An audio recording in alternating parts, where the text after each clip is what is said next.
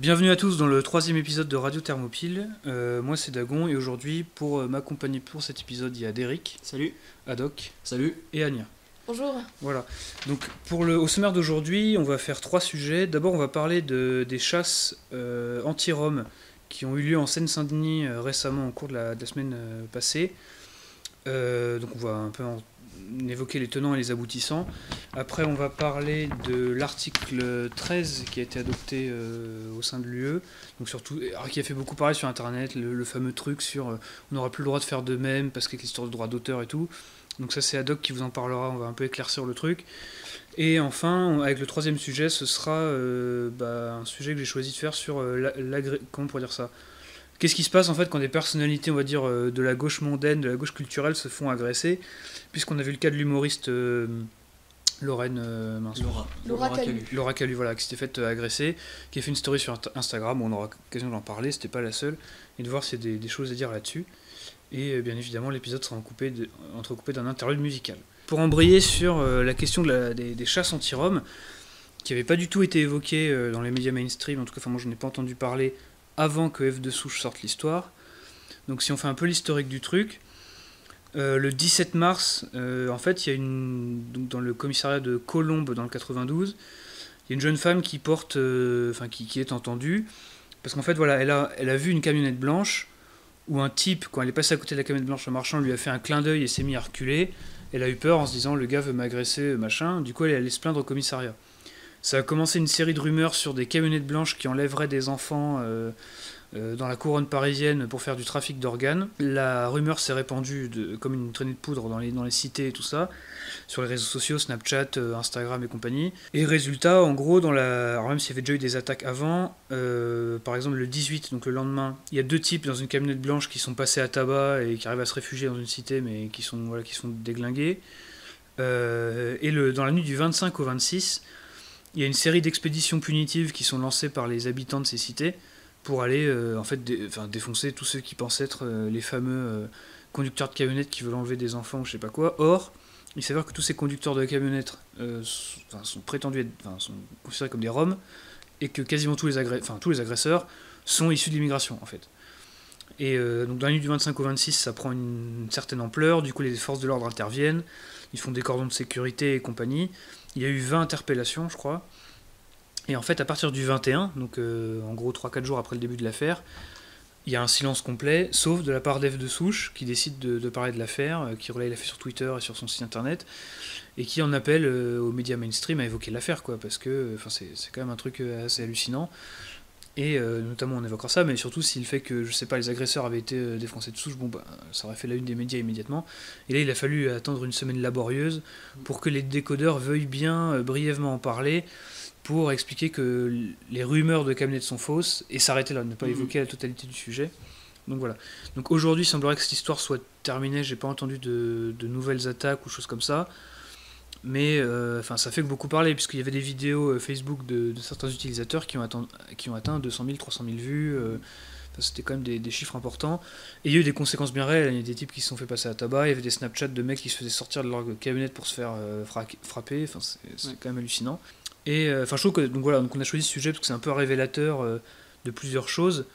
Et donc premièrement un peu du fonctionnement de la presse, c'est-à-dire que ordinairement, dès qu'il y a une histoire, je sais pas, quand il y avait cette histoire de l'humoriste noir, là, dont j'ai oublié le nom, qui soi-disant s'était fait insulter de sale noire dans un spectacle, immédiatement tout le monde en avait parlé, jusqu'au jour où on apprend que le type qui l'avait insulté, en fait, c'était un arabe, donc là, l'histoire avait un peu disparu.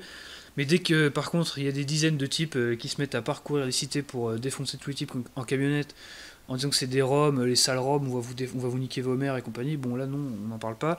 En fait, il a fallu que F de Souche pousse à fond le sujet, de telle sorte que la préfecture de police de Paris a dû dire non, il n'y a pas d'enquête, il n'y a pas d'histoire d'enlèvement, c'est que des rumeurs.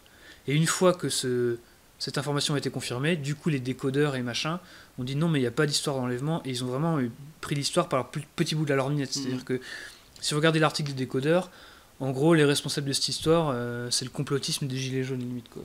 Ouais, non, c'est clair. Moi, ça m'a fait assez rire quand il y a F de Souche effectivement qui a relayé. Et après, quand j'ai cherché dans les médias mainstream, effectivement, les seuls articles que je voyais en fait parlaient de voilà, la folle rumeur des enlèvements d'enfants dans les cités, tout ça, et ça s'arrêtait vraiment à ce côté fake news en fait. Ouais. C'est-à-dire que, enfin, comment dire, il y a une époque où les violences dans les cités, tout ce qui était émeutes, passage de tabac, tout ça, ça faisait vendre et donc du coup les médias en parlaient, machin. Là aujourd'hui, la grande peur contemporaine du français moyen, c'est la fake news. Et là, ils ont trouvé une fake news, hop, on va parler de la fake news, sans parler de du coup les violences dans les cités, tout le monde a l'habitude, tout le monde sait que tout le monde se lynche mutuellement dans les cités. Et ils se sont dit, oh oui, une fake news et tout. Et là où c'est amusant, en fait, c'est que on est plus habitué aux fake news qui viennent des mâles blancs de plus de 50 ans, quoi. Ça, Je veux dire, du boomer qui utilise trop Facebook et qui raconte un peu trop des conneries. Aujourd'hui, même à l'échelle internationale, quand on pense fake news, on pense à Trump et Poutine. Ouais. Et là, non, en fait, ça montre bien que voilà, ce sujet de fake news, on va dire, oui, de non-vérification de l'information qui est dû en fait aux réseaux sociaux et qui est un vrai. En fait, moi, je pense que c'est un vrai sujet. En fait, c'est pas juste un problème lié à la fachosphère, entre guillemets. Voilà, quoi. donc non seulement c'est pas juste lié à la fachosphère, mais surtout, à mon avis, c'est vraiment l'aspect superficiel de l'histoire. Oui, après, en plus, bien sûr. Ouais, parce que la vraie histoire, c'est qu'en fait, il y a deux communautés qui peuvent pas se blairer, parce que beaucoup d'ailleurs de gens de la caste médiatique, de la bourgeoisie, ne savent pas, c'est que les Arabes et les Gitans, ils se détestent de façon hallucinante. Moi, je me souviens quand j'étais au collège, les mecs passaient leur journée à se battre, à se friter comme des chiffonniers, parce que les uns détestent les autres et réciproquement. Et en fait, on nous a obligés dans notre pays à devoir accepter la présence de deux autres communautés qui déjà ne nous aiment pas, mais en plus ne s'aiment pas entre eux, ils n'ont même pas la courtoisie de pouvoir vivre ensemble. Et ça, par contre, c'est pas évoqué. C'est-à-dire qu'il y a toujours l'histoire que... Parce que du coup, dans cette histoire, on peut pas accuser les forces de l'ordre racistes, on peut pas accuser le FN, on peut pas accuser machin. Donc là, c'est très problématique quand vous êtes un journaliste qui croit vraiment au bienfait de l'immigration et du multiculturalisme. Comment présenter l'histoire sans trahir vos idées, quoi. Donc, C'est ça, parce que là, il y a un problème pour le journaliste moyen, c'est que c'est une diversité qui tape sur une autre diversité. Oui. Alors, faut prendre un camp à un moment. Faut voir je pense qu'ils ont cherché un peu quelle diversité rapporterait le plus à défendre. Et du coup, la fake news, c'est un bon compromis. C'est-à-dire qu'on critique pas les Roms pour les problèmes qu'ils peuvent apporter, et puis Puis de l'autre côté non plus, voilà. on critique pas. Voilà, non, le problème là vraiment c'est les fake news, quoi. C'est vraiment clairement, ça qui est très grave. C'est le mal du siècle. Hein. Voilà, c'est ça. Et du coup en plus ça présente l'histoire un peu comme s'il y avait juste eu la rumeur qui s'était répandue et puis c'était faux, alors qu'il y a des mecs qui se sont fait frapper, il y a eu des interpellations, il y a eu l'intervention des forces de l'ordre, bon c'est quand même pas rien. Oui. C'est-à-dire que surtout qu'en plus quand on voit, j'ai vu une vidéo où à un moment il y a un type, il dit donc il prend son téléphone, il filme et puis il s'enregistre. Et puis il fait voilà, à Sevran, il y a une fille qui a rêvé et le prophète lui a dit que les gitans, ils adoptaient les enfants pour prendre leurs organes, c'est pas du mytho. Je l'avais vu aussi, ouais. Donc voilà, donc là c'était garanti sans fake news, quoi. Et c'est hallucinant, c'est-à-dire que aujourd'hui quand on peut retweeter un truc, je sais pas, de RT ou Sputnik ou des médias comme ça, c'est considéré comme faire circuler des informations nécessairement de basse qualité, alors ce qu'elles peuvent être, il n'y a pas de problème là-dessus, mais voilà. Par contre, la vie de ma mère, j'ai rêvé du prophète, c'est pas du mytho, non, ça tient la route, quoi. Est-ce que le Décodex va nous faire peut-on rêver du prophète qui nous dit que les gitans enlèvent des enfants voilà, c'est pas mytho, confirmé.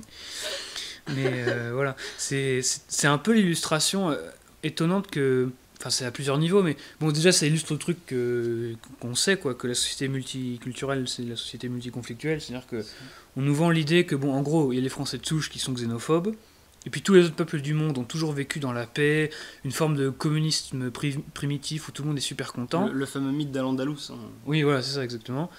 Et en fait, ils viennent chez nous, ils sont très heureux, sauf que voilà, pas de bol, quoi. Le Français de souche les opprime, Dupont-la-Joie, il fait vraiment rien qu'à être méchant.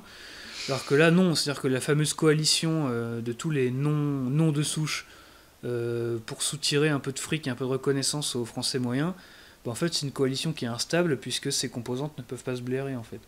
C'est-à-dire que, en gros, tant qu'il y a du pognon à soutirer via les mécaniques d'État-providence, les associations antiracistes et compagnie, ça tient à peu près, mais dès qu'il y a un peu une étincelle, ça prend feu, quoi. Oui. Moi, ça me fait penser sur un ton un peu plus léger, ça me fait un peu penser à la chanson du raciste de Max Boublil, où voilà, il essaye de vanter le bien-être entre les différentes communautés noires, juifs, arabes, etc. Et qui au final en fait devraient s'unir contre les Chinois. Voilà, on a tous écouté cette chanson. Oui, je pense qu'on l'a tous entendu. Et ça, en fait, ça décrit réellement, ça décrit bien une réalité.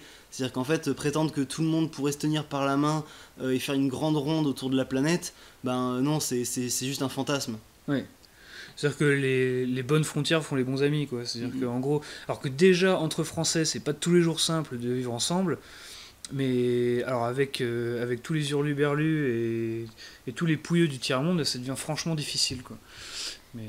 Oui, parce que c'est vrai qu'en ce moment, on accentue quand même... enfin, je veux dire, on parle beaucoup des problèmes des personnes issues de l'immigration plutôt africaine ou subsaharienne, etc. Et en fait, les Roms, c'est quand même aussi une communauté qui pose beaucoup de soucis et beaucoup de problèmes. Là, partout où ils s'installent, on remarque qu'il y a une croissance assez folle de la criminalité ou des vols, etc. dans tout le voisinage dès qu'il y a un camp de Roms qui s'installe quelque part. Ouais. Et que ce soit même ici à Toulouse, en passant près de la salle des expositions, là où il y a tous les salons, etc., il y a des camps de Roms, etc. Et puis c'est le tiers-monde, quoi. C'est sale, ça traîne de partout. Et puis ils s'installent là, ils s'en fichent complètement de leur voisinage, qu'il y ait des excréments, qu'il y ait des papiers, qu'il y ait de la promiscuité, etc. Eux, voilà, ils s'installent là, ils occupent le territoire et ils en ont aussi rien à faire des gens qui peuvent vivre autour d'eux, quoi. Oui, mais les loyers ont diminué.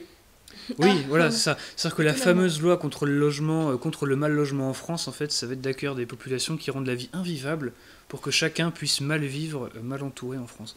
Non, mais c'est vrai que c'est un problème parce que je crois que c'était Nona Meyer qui disait ça dans une interview, donc qui est sociologue du politique machin, et qui avait la lèvre tremblante en disant que bon, les musulmans se font de moins en moins bien voir chaque année dans les classements des communautés en France, c'est-à-dire qu'on prend des communautés ethnoculturelles, puis on demande aux Français est-ce que vous en avez bonne opinion, plutôt bonne opinion, etc., avec une graduation. Et donc le score des musulmans baissait d'année en année, mais c'était pas les derniers du classement. Les derniers qui étaient derniers depuis Mathusalem et qui avaient vocation à rester, c'était les Roms. Et c'est vrai qu'effectivement, on tend à l'oublier, mais ça c'est un phénomène, je pense moi je l'ai surtout connu quand je suis arrivé dans le sud de la France, c'est qu'effectivement, vivre à côté des camps de Roms, c'est l'horreur, quoi. C'est vraiment infect. C'est-à-dire que les gens vont dire oui, c'est des stéréotypes, des clichés xénophobes, machin, mais c'est vrai en fait. C'est simple, mais c'est vrai. C'est-à-dire qu'effectivement, c'est une population qui est criminelle, qui est délinquante. C'est des gens qui s'intègrent pas. C'est eux qui ont la plus forte proportion d'illettrés dans le pays. C'est un vrai problème, quoi.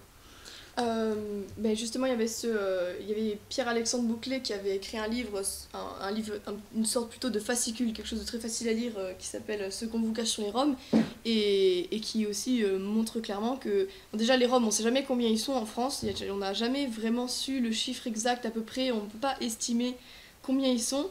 Un camp qui passe de 100 en un an, ils sont 1000, et que clairement en fait c'est aussi très tabou.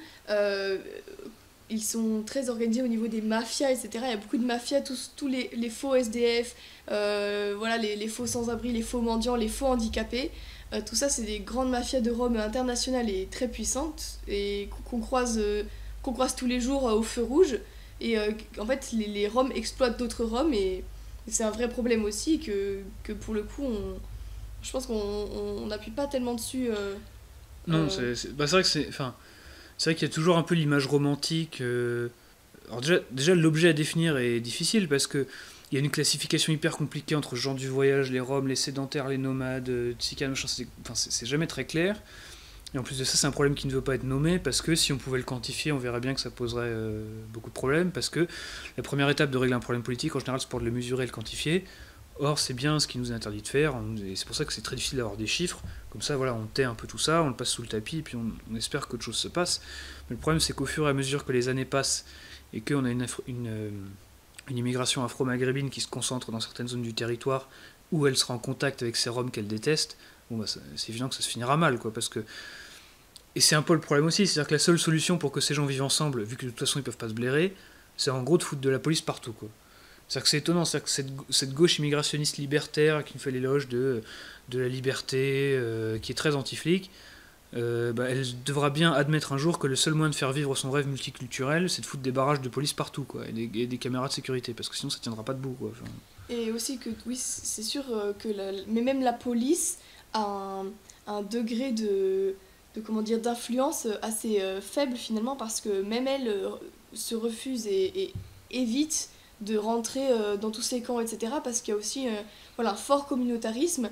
Et généralement, quand le voisinage appelle la police, etc., la police n'intervient pas parce que ce sont des gens qui refusent complètement l'intégration, ils restent vraiment entre eux et ça peut vraiment partir d'une étincelle, quoi. Bah, ils incarnent vraiment, pour le coup, une contre-société. C'est-à-dire que c'est pas seulement une société dans la société, mais une société contre la société. C'est-à-dire que leur mode de vie, quand même, est enfin, on a tous vu des reportages ou même vu ça en vrai. Les types arrivent dans un village, ils prennent un terrain vague ou un terrain qui est même occupé, qui est privé. Ils squattent les installations d'eau, d'électricité, ils payent que dalle, ils foutent n'importe quoi, ils se cassent, et après c'est à la mairie, aux habitants de payer les pots cassés, quoi. Donc c'est vraiment un mode de vie pour le coup qui est vraiment défendable, quoi. D'ailleurs, il me semble que les Roms qui se sont fait attaquer là récemment étaient en train de squatter un bâtiment, justement. D'accord. C'est ce que j'avais lu. Ok, oui, mais c'est fort probable de toute façon. Mais je sais pas si vous vous souvenez, mais je crois que c'était l'an dernier ou il y a 2 ans, où il y avait eu cette histoire où il y avait justement un camp de Roms qui foutait le boxon dans une ville de France, mais je crois que c'était dans la couronne parisienne aussi. Et en fait, c'est les habitants de la cité d'à côté qui se sont réunis, qui ont monté un groupe et qui les ont dégagés à coups de barre de fer, quoi. Donc c'est quand même formidable, la France du 21e siècle, c'est génial.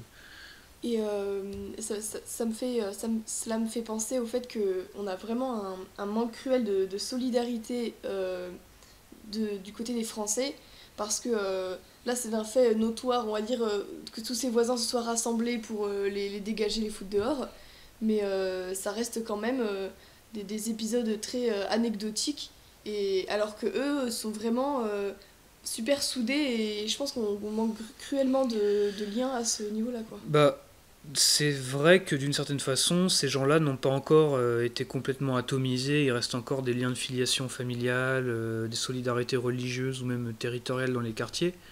Après, eux aussi ont été touchés par certains des maux qui nous accablent, mais il semblerait que le processus soit moins poursuivi chez eux. Et donc c'est vrai je me demande d'ailleurs si dans l'exotisme de la gauche qui magnifie ces immigrés, il n'y a pas aussi un peu la jalousie d'un monde où les communautés n'ont pas encore été dissoutes, quoi. C'est-à-dire qu'ils ont fait un peu le deuil de vivre en société parmi les leurs, et donc ils fantasment la société d'une autre civilisation qui vit chez eux, quoi. Ils disent oui, ben, chez nous on est tout seul, mais il y a la famille, le quartier, ces communautés, ces solidarités qui existent encore, et c'est formidable, quoi. Donc vite faisons-nous remplacer. Enfin bon, bref. Oui, c'est vrai que ce côté très admiratif de ces communautés qui sont très fiers, de manière générale, ils sont assez, j'allais dire identitaires, pas, enfin, disons que oui, ils s'affirment et du coup, comme nous, on n'assume pas assez la fierté, cette fierté qu'on peut avoir de notre peuple, et du coup, il y a une partie de la jeunesse qui tend à vouloir imiter ces autres communautés qui, elles, ont une identité forte et qui s'imposent voilà, parce que ça fait mieux, parce que ces gens sont fiers, donc comme si nous, par contraste, on devrait avoir honte de ce qu'on est, et du coup s'associer plutôt à c'est-à-dire ces que l'exhortation qui est faite aux Français de souche, mais c'est valable partout en Europe, quoi. C'est toi tu vis tout seul, alors que les autres, on les encourage encore à former une équipe, quoi. Sauf que tout seul, tu gagneras jamais face à une équipe, quoi. Et donc quand ton espace politique est transformé simplement en une lutte intestine des communautés pour s'arroger des droits ou des ressources, bah les gens qui sont tout seuls, ils vont commencer un peu par perdre systématiquement, et les gens qui sont en groupe vont commencer à gagner, quoi. C'est aussi une conséquence du multiculturalisme, c'est qu'on entend de plus en plus d'histoires en fait, ou médiatiques, où en fait il n'y a pas un seul Français de souche impliqué, quoi. C'est-à-dire qu'on devient un peu des figurants de notre pays, c'est quand même formidable. C'est-à-dire on pourrait aujourd'hui, si on voulait le faire, remplir des sections entières des journaux avec des affaires où il n'y a pas un seul Français de souche qui est concerné, quoi. C'est-à-dire qu'en gros la France, enfin voilà, France Terre d'Asile, comme le veut le nom de l'association célèbre, bah c'est ça. En fait, c'est un terrain vague sur lequel les emmerdeurs des autres nations, des autres civilisations peuvent venir chez nous faire leurs histoires, et nous, on doit en gros leur laisser la place. Ouais, ça, c'est un peu ce qu'on disait la semaine dernière quand on parlait des manifestations algériennes, et voilà, plus généralement voilà, de l'importation des conflits politiques ou militaires sur notre sol, avec le conflit israélo-palestinien, etc.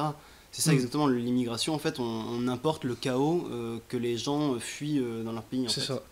Oui, parce que on pourra enfin oui c'est ça, c'est-à-dire qu'en fait il faut qu'on accepte que en gros la France, qu'on leur file les clés et puis qu'on se taise quoi. Mais enfin c'est. En fait, la France devient un petit peu l'illustration ou l'incarnation du village mondial dans lequel on devrait tous vivre, et donc du coup dans lequel on serait juste, on aurait juste à regarder, être un peu spectateur de ce qui se passe dans ce... Voilà, et la France serait transformée dans une espèce de, on sait pas trop, mais une espèce d'espace qui mêle des valeurs politiques très abstraites, en gros, la République, l'école, les droits de l'homme. Voilà, mais des choses pas très tangibles, qui sont quand même pas très intéressantes, et puis une zone où effectivement on est libre de consommer, de faire la fête, de faire de l'argent si on peut, ou pas d'ailleurs, et puis par contre, voilà, faut que ça s'arrête là, c'est-à-dire qu'il faut pas que la France soit le pays des communautés enracinées, là où il y a vraiment des gens qui vivent, qui ont une tradition et qui voudraient qui voudraient vivre comme bon leur semble quoi. Mais c'est un vrai truc, c'est-à-dire que par exemple, et c'est pour ça qu'on peut utiliser le terme de communautarisme par exemple, et souvent à droite il est utilisé de manière péjorative, mais à mon avis, je sais pas ce que vous en pensez, mais le problème n'est pas qu'en France il y ait du communautarisme, c'est que le communautarisme soit pratiqué uniquement par les immigrés et pas par les Français de souche. Oui, c'est ça. C'est-à-dire que nous, notre communautarisme devrait être légitime. Oui, totalement. Ouais. Oui, voilà. C'est qu'il y a peu de solidarité, chacun vit pour soi et on n'est pas... Oui, ça, on manque de ce lien de communauté qui existait avant parce que on était dans les villages, on se connaissait tous entre nous, les villes étaient plus réduites, donc on avait des contacts partout autour de nous, dans notre voisinage, on s'entraidait, etc. C'est vrai que maintenant, comme tout est globalisé, mondialisé, etc., tout est immense, les gens sont anonymes dans la rue, et on a perdu ce lien. Je trouve quand même que généralement, je sais pas, vous voyez quand il y a une embrouille, etc., un type, un arabe ou quoi qui se fait embrouiller, il y en a 15 000 qui rappliquent, alors qu'ils sont même pas forcément... Ils se connaissent pas forcément. Ils se connaissent pas forcément. Et voilà, alors Mais que je pense que ça arriverait à un blanc, etc., il y en a très peu qui interviendraient pour les porter. C'est toujours la même histoire, c'est-à-dire que quand quand un Français de souche se fait agresser dans le métro, il y a tout le monde autour qui regarde de façon apathique en espérant que ça se résolve le plus vite possible. Et par contre, quand c'est un halogène qui s'est insulté, là, tout de suite, c'est la levée de bouclier et c'est la solidarité qui est instinctive qui se déclenche, quoi. Ouais, carrément. C'est flagrant de ce point de vue-là. C'est ce que disait, je rejoins ce que disait Anya en fait, c'est que on est dans une société très libérale où tout le monde est passé en concurrence en fait. La communauté ça a été dissoute et c'est les individus qui sont tous en concurrence les uns avec les autres, plus de solidarité possible. Oui. Je suis assez d'accord avec ce côté de concurrence, toujours faire mieux que le voisin, partir plus loin en voyage, faire des choses encore plus cool les vacances, avoir un meilleur métier, avoir une meilleure maison et c'est ça en fait le but des gens. Avec les réseaux sociaux ça se montre assez bien que voilà, il y a ce côté voilà, moi j'ai une vie meilleure que vous. Bah oui, c'est-à-dire que il y a vraiment l'idée que oui, ce que je disais, c'est l'atomisation, quoi. C'est-à-dire qu'en fait, il y a eu un long processus qui, à mon avis, date de plusieurs siècles, mais ça, c'est une discussion qui pourrait prendre un épisode entier. Et qu'en gros, il y a plein de facteurs qui se sont accumulés, qui fait que progressivement, en Europe, mais en fait dans tout l'Occident, en gros, on a créé une société qui n'était qu'une collection une foule d'individus semblables et égaux et solitaires, comme disait Tocqueville, des gens tout seuls qui se connaissent pas et qui sont là juste pour suivre leur intérêt égoïste, en espérant, selon un peu la vertu libérale, que en gros ça suffira, que les vices privés font les vertus publiques. Et puis là, une fois qu'on ouvre les frontières, on se rend compte, de façon frappante, comme une douche d'eau glacée, qu'il y a des gens qui n'ont pas subi cette révolution anthropologique, qui résonnent encore en termes de nous, en fait. C'est pas vraiment je, et c'est pas encore ça, c'est nous. C'est-à-dire que, voilà, c'est très clair dans l'exemple de la chasse aux Roms. Lorsqu'on écoute, par exemple, les vidéos Snapchat ou quoi que ce soit, c'est on va vous niquer votre race, machin. C'est toujours ce langage, ma tribu va défoncer la tienne, quoi. Et on sent vraiment un vieux truc qui est enraciné et qui a complètement disparu chez nous. Alors il ne s'agit pas de dire qu'il faut se mettre à faire du lynchage, hein, c'est pas du tout ça, mais c'est-à-dire qu'il y a, voilà, c'est-à-dire qu'en Europe il y a des individus et nous on importe des sociétés étrangères. Bon, c'est pas très compliqué de voir ce qui va se passer à terme, quoi. C'est pas besoin d'être devin à mon avis. Disons que l'intégration et l'assimilation se fera pas dans le sens qu'on l'espérait, où ces individus qui arrivent s'intègrent à notre société, mais c'est les nôtres qui se font récupérer par ces sociétés qui reviennent. Oui, c'est tout à fait vrai, et un indice que c'est en train de se produire, C'est qu'il n'y a qu'à voir la manière dont le langage, Exact, c'est ce que j'allais dire. le ouais. langage Ouais. des cités a infecté tout le langage français en général, toute la langue française, et que c'est pas la langue française classique qui a influé sur la langue qui est parlée dans les cités. Ça a été vraiment une assimilation à l'envers, où aujourd'hui vous avez même des... Enfin, je sais pas, je vais pas être méprisant, mais des petits parigots du 16e qui jouent... Voilà, et Voilà, qui joue à la petite racaille moisie avec son pochon de shit, voilà, sur le Coran. Enfin, c'est absolument ridicule. Mais c'est en train de se produire, quoi. Et ça devrait être un phénomène enfin, qui nous évoque quelque chose. C'est-à-dire que enfin, je sais pas, mais la musique française à l'exportation qui marche le mieux, c'est le rap français, quoi. C'est pas autre chose. C'est révélateur, ouais. Donc c'est quand même une indication quelque chose qui se passe qui va évidemment à l'encontre des prophéties. En même temps, ça vient peut-être aussi enfin, pour ce côté-là de la musique française, peut-être aussi que le rock français aujourd'hui, il n'y a pas grand-chose. Bah, Et pas je que parle le même rock, pas de mais oui. la chanson française, à part Vianney, voilà quoi. Oui, non, mais c'est une certitude. Hein. C'est une certitude, il n'y a pas de problème là-dessus. Mais bon, c'est pour ça que... Enfin, je veux dire, il faut quand même être d'une mauvaise foi remarquable ou alors d'une inexpérience totale pour croire que l'expérience multiculturelle des apprentis sorciers, où on fait venir n'importe qui, puis ça va être quand même prodigieux, tout le monde va bien s'entendre, enfin, c'est... Tous les jours, on nous donne des dizaines d'exemples que c'est le contraire, quoi. Et, enfin, voilà. Et d'ailleurs, je pense même d'ailleurs que les communautés immigrées savent que c'est un jeu, ils savent que c'est pas vrai, cette histoire selon laquelle la France est xénophobe, machin, parce que s'ils continuent de venir, s'ils restent, et s'ils font venir leurs semblables année après année, génération après génération, c'est qu'ils savent bien que la vie est quand même pas si invivable ici, quoi. C'est-à-dire que, je sais pas, mais quand la vie est invivable, on reste pas à un endroit à faire venir les copains, quoi. Enfin, Non, c'est clair, voilà. non, bien sûr. Enfin, plus la France Non, est c'est- islamophobe, plus il y a de musulmans dedans, c'est quand même Non, particulier. après disons que je pense que non, je pense que c'est pas non plus un jeu, enfin, contrairement à ce que tu dis. Je pense qu'il y a une vraie sincérité quand effectivement ils disent oui, qu'ils se sentent pas acceptés, machin, etc. Mais en fait, comment dire, ils savent qu'ils sont gagnants en fait dans ce rapport-là. Et effectivement, même si ils ont, oui, je pense que oui, ils doivent avoir sans doute, peut-être d'autres non, d'autres se disent je vais m'assimiler, je vais sortir de la cité, tout ça. Et d'autres en fait, effectivement, préfèrent ce côté un peu communautaire, tout ça, s'exclure de cette société dont ils pensent être rejetés, de laquelle plutôt ils pensent être rejetés. Mais en fait, ils en profitent. Ils savent aussi qu'ils profitent de ce système, des aides sociales, voilà, de la CAF, des logements sociaux, et j'en passe. Mais je pense quand même que ce ressentiment identitaire, de se sentir, ne pas se sentir accepté, je pense que chez certains, il est vraiment sincère. Tout en tenant voilà, une espèce de double... En ayant une, je suis d'accord avec ça. Une espèce de schizophrénie en fait. Oui, oui. C'est ça. Bah, je pense qu'en fait, fondamentalement, ils se sentent vraiment pas chez eux, chez nous. Oui, à raison.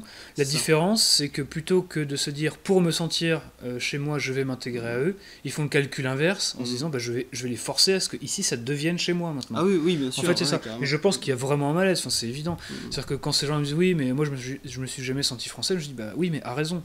Il y a peut-être un truc à creuser de ce côté-là, quoi. Mais... Oui, je pense que aussi ils se sentent pas français, pas tellement parce qu'ils se sentent rejetés, parce que bon, clairement dans la rue, on les laisse tranquilles, hein, y a pas de souci par rapport à ça. Mais je pense que c'est aussi parce qu'ils voient combien le modèle européen est différent du leur, tout simplement, et pas tellement parce que les gens sont désagréables avec eux. Non, mais ne serait-ce que pour eux aussi, parce que beaucoup de des descendants qui sont issus de l'immigration, qui n'ont pas fait le voyage eux-mêmes, bon, c'est des déracinés, c'est un fait. Mais la différence, c'est que nous aussi, nous pouvons être déracinés chez nous, mais nous avons une légitimité par rapport à eux, c'est que nous, on est sur la terre de nos ancêtres, et que eux, non. Donc, ils ont vocation à ne pas y rester. C'est pour ça que mettre sur un pied d'égalité, comme avait pu le faire la Nouvelle Droite à un moment, à dire oui, mais en fait, le gars de la cité, il est aussi déraciné que le Français qui vit à Paris, et du coup, il faut l'alliance de ces deux-là contre le modèle mondialisé uniformisé. Au-delà du fait que c'est pas possible, c'est même pas souhaitable. C'est-à-dire que nous, on est chez nous, eux, non. Bon ben voilà, on l'avait dit, les frontières font les bons amis. C'est un point de départ qui est beaucoup plus sain que le maelstrom qu'on nous offre actuellement, quoi. Mais voilà. Mais bon, après voilà, donc on avait commencé sur cette petite histoire de chasse aux Roms. À mon avis, ça va pas s'arrêter, il n'y a pas de raison que ça s'arrête, on en retrouvera d'autres exemples à l'avenir. Oui, de toute façon, des violences intercommunautaires, effectivement, oui. C'est ni la première ni la dernière, quoi. Oui, c'est sûr. Bah déjà, si on change de pays, qu'on va aux États-Unis, c'est un truc qui avait beaucoup frappé à l'époque du début de l'immigration massive de la part d'Amérique du Sud et d'Amérique centrale à Los Angeles.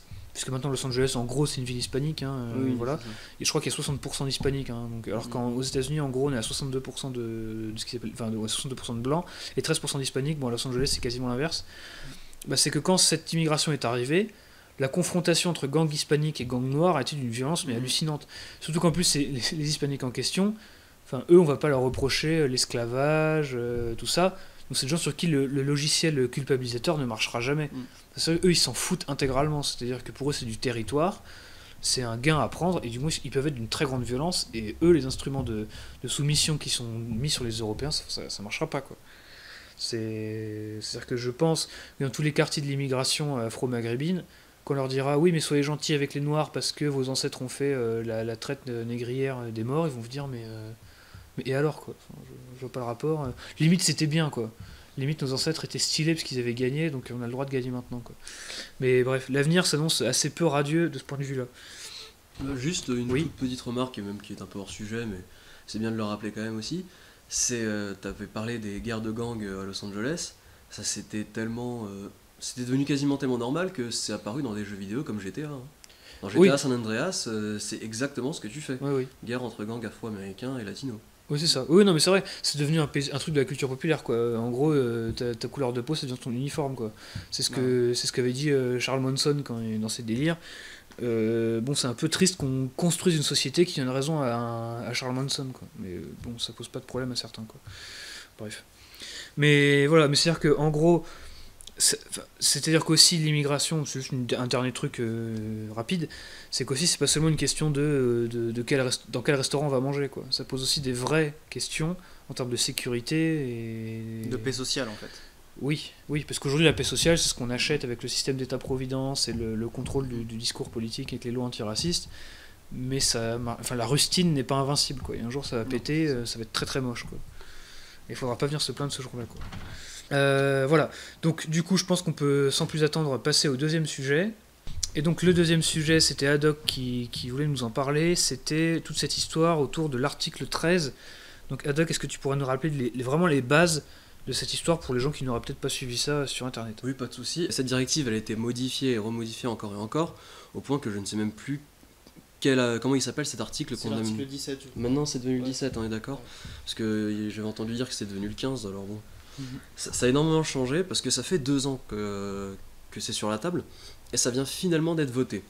Ça a été voté au Parlement européen, il me semble, et la victoire, bon, elle était pas... c'était assez mitigé. Globalement, 348 voix contre 274, 348 qui étaient pour le texte, 274 contre. Majoritairement, d'ailleurs, c'est le PPE qui a voté pour. C'est pour ça que je me suis dit qu'il faudrait creuser le sujet, hein. C'est quand même le parti dont fait partie Viktor Orban, contre lequel je suis pas spécialement hostile, hein. Donc savoir pourquoi ce parti... moi j'aurais une idée là-dessus, mais on pourra en parler. Ouais. Voilà. Et ceux qui étaient majoritairement contre, c'était plutôt socialistes et écolos. Ouais. Et parmi les privés, ceux qui étaient plutôt pour, c'était les personnes de l'industrie de la musique. Ouais. Ceux qui étaient contre, c'était notamment les plateformes comme YouTube, Google, Facebook, Apple, qui eux en fait s'opposaient au texte. Alors bon, maintenant la directive européenne elle a été votée, on est pour, et il nous reste 2 ans dans chaque pays pour faire ratifier le texte et l'appliquer. Pour faire ratifier le texte, faire voter les lois qui vont faire en sorte que le texte soit appliqué. Donc maintenant le débat il va être national, c'est-à-dire que je pense qu'on pourra faire quelque chose de plus que ce qu'on pouvait faire à l'échelle européenne, et que là vraiment on pourra, surtout qu'en France, bon, on parle un peu de RIC hein, quand même, donc ça pourra peut-être se faire, mais il faut comprendre pourquoi l'article 13 pose problème. Et là c'est assez compliqué, c'est parce que en soi... Jean, est-ce que tu pourrais nous dire ce qu'il y a dans l'article 13, parce que c'est un peu le cœur du truc, c'est quoi l'article en fait? Alors en fait j'ai pas trouvé le texte, j'ai pas trouvé précisément ce qu'il disait, mais pourtant j'ai cherché, hein, j'ai été sur les sites européens. Voilà, les dispositions globales du truc c'est quoi? Alors en gros, c'est notamment pour les plateformes, hein, c'est qu'elles vont devenir aussi responsables lorsqu'il y aura une infraction des droits d'auteur. Ce sera plus juste l'utilisateur, ça va aussi être la plateforme. Donc il faut que les plateformes fassent appliquer cet article, et là où ça devient un problème pour elles, c'est comment faire ça tout en reconnaissant ce qui est en fait dans le cœur du truc. Normalement dans la loi, c'est dit, hein, il y a une exception pour tout ce qui est citation, critique, parodie, mème ou gif.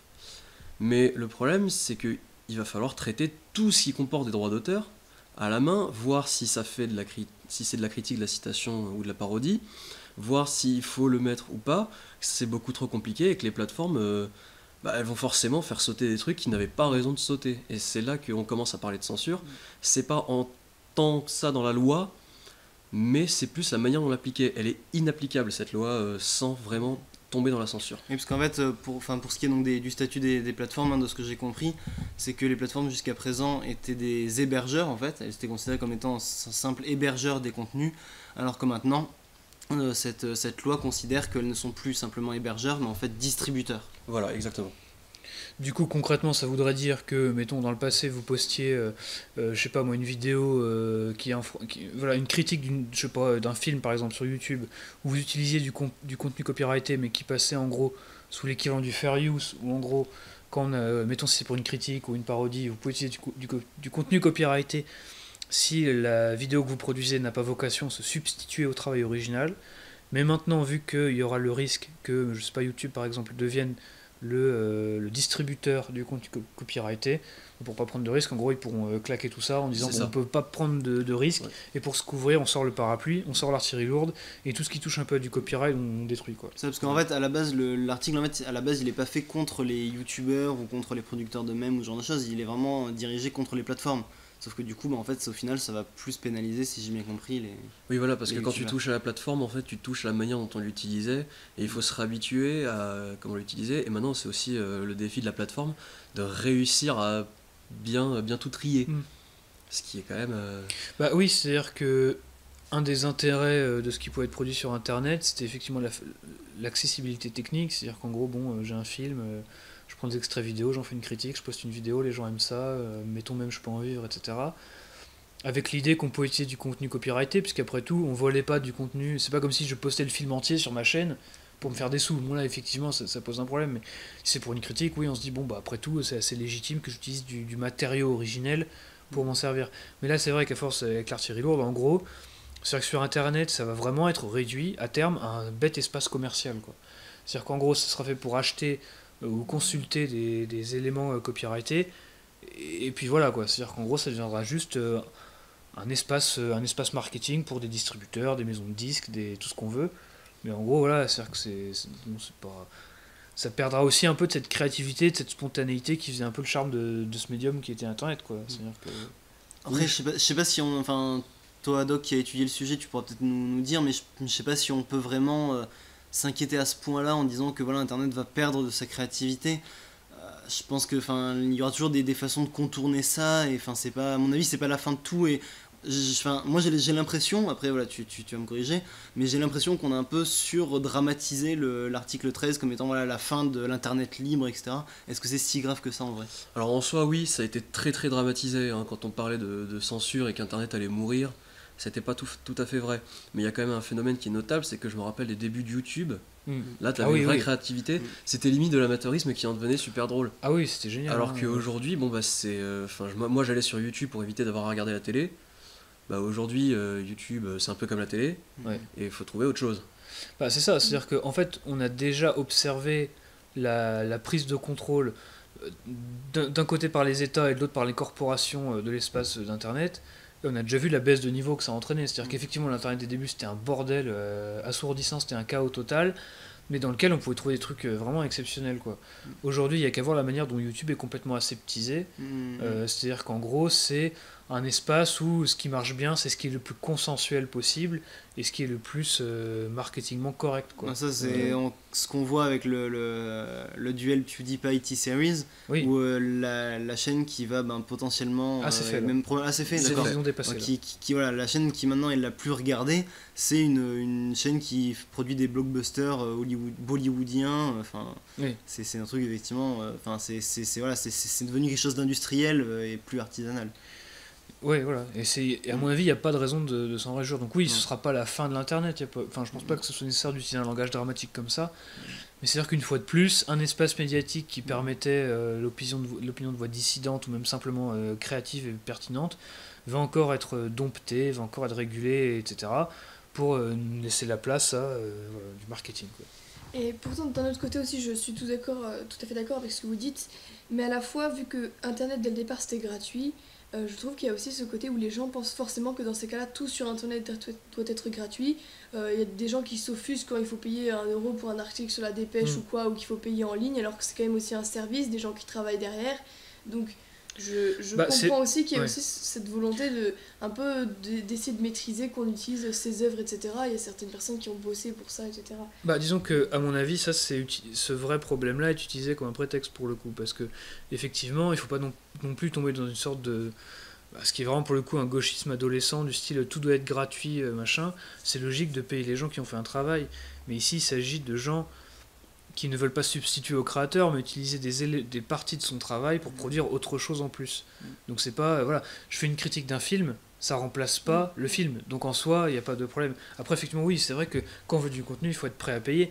Et ce qui était intéressant dans les dernières années, c'était la création de toutes ces plateformes, genre Patreon, Tipeee et compagnie, de financement participatif et direct, qui permettaient de contourner le fait de financer les grosses maisons de disques, les gros intermédiaires souvent inutiles, etc., pour financer directement les créateurs, ce qui était une approche très intéressante. Mais du coup, il reste ça, mais si les créateurs n'ont plus les armes pour créer ce qu'ils voulaient, c'est quand même bien moins intéressant, quoi. Mais en fait, je pense que... Enfin, je sais pas si tu avais d'autres éléments techniques un peu factuels à apporter. Technique, non. Non. Après, c'est plus des commentaires en groupe. Voilà, c'est ça, parce que à mon avis, c'est un peu dommage que l'UE ça serve à ça. C'est-à-dire que ce soit l'organisation qui permette en gros de faire en sorte que on ne peut plus poster du contenu finalement assez innocent, ou par contre le contenu... en gros, voilà, c'est... L'Internet, ça sert à quoi? Pour que les corporations fassent du pognon, et pour que en gros les habitants de cette zone-là ne puissent plus donner leur opinion librement. Parce que c'était aussi, je crois, le gouvernement allemand... Alors là, pour le coup, l'UE n'était pas impliqué, mais je crois que ça ne m'étonnerait pas que ça ait donné des idées, voilà, qui a fait installer une version particulière de Twitter en Allemagne, où il y a un bouton où on peut signaler un contenu directement au gouvernement, à une agence gouvernementale, qui est en charge de s'occuper des dérapages sur Twitter, quoi. Donc c'est vraiment hallucinant, quoi. C'est-à-dire qu'on est quand même la civilisation du logos, de la liberté d'expression, quitte à offusquer les consciences pour progresser, une espèce de compétition rationnelle par le discours. Et aujourd'hui, on est réduit à être des sortes d'utilisateurs hébétés qu'il faut absolument pas embêter. Communisme de la pensée, où tout le monde a pensé pareil. Oui, c'est ça. C'est pour le coup, là, la pensée unique, ça tend à s'appliquer. Mais là, c'est la pensée unique et marchande, quoi. C'est vraiment la pire combinaison. Mais bref.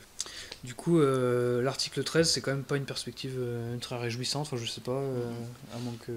Est-ce que c'est définitif là, ou il y a encore un autre vote, une validation par là maintenant, c'est au niveau national que les utilisateurs d'Internet, puisqu'on a une émission sur Internet, vous pouvez agir. C'est au niveau national, donc il faudra interagir avec nos députés, nos élus, afin que la manière dont on va appliquer cet article 13 reste raisonnable et surtout applicable en fait.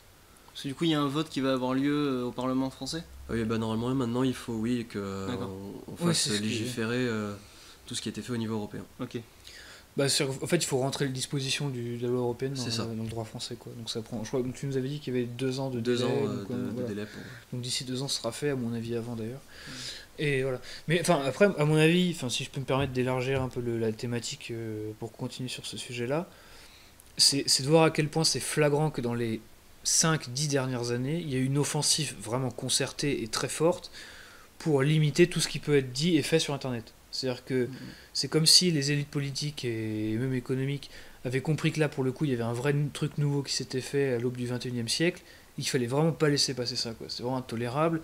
Enfin, je veux dire, c'est un peu un cliché, mais tous les journalistes, à chaque fois qu'ils veulent parler des fake news, parler de l'électeur moyen qui est un abruti, qui a même pas la décence d'acheter Le Monde et tout, toujours c'est il a vu des conneries sur Internet, quoi. Une vidéo YouTube avec la musique de Requiem for a Dream, et là c'est l'horreur, quoi.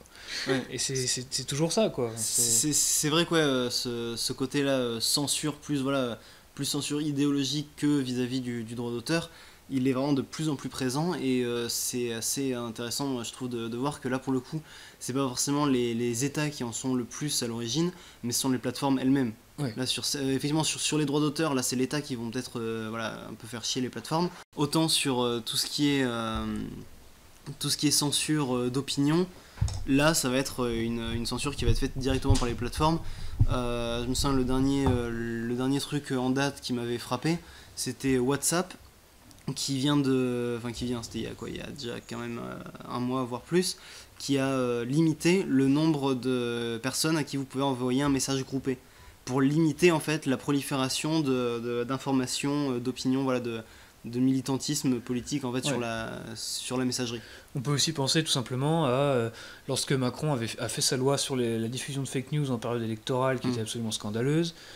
Et d'ailleurs, c'est ce que tu disais, c'est-à-dire que la ligne entre le public et le privé, entre l'État et les grands groupes commence à se brouiller. C'est-à-dire qu'aujourd'hui, c'est plus comme dans la vision libérale classique où il y a l'État tyrannique contre la société civile qui veut être libre, puisque par la logique de concentration du capital, on a ces énormes sociétés qui fonctionnent quasiment comme des ministères, voilà. Et de l'autre côté, on a ces entités privées qui en fait sont très contentes de la régulation de l'État et d'une certaine de tyrannie un peu douce, tant que ça permet de continuer à faire des affaires, quoi. C'est-à-dire que moi je pense même que je pense même que ça va au-delà, parce que là tu pars du principe que c'est quand même l'État qui garde la main. Or moi franchement je pense que à l'heure actuelle, et en tout cas voilà, dans les années à venir, le pouvoir va être plus dans les mains justement des plateformes, des réseaux sociaux, voilà, des GAFA en fait, oui.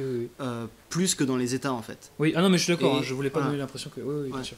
C'est vrai que quand Facebook décide, bientôt Facebook va interdire tout contenu qui ferait la promotion du nationalisme blanc. Ou du suprémacisme blanc aussi. Voilà.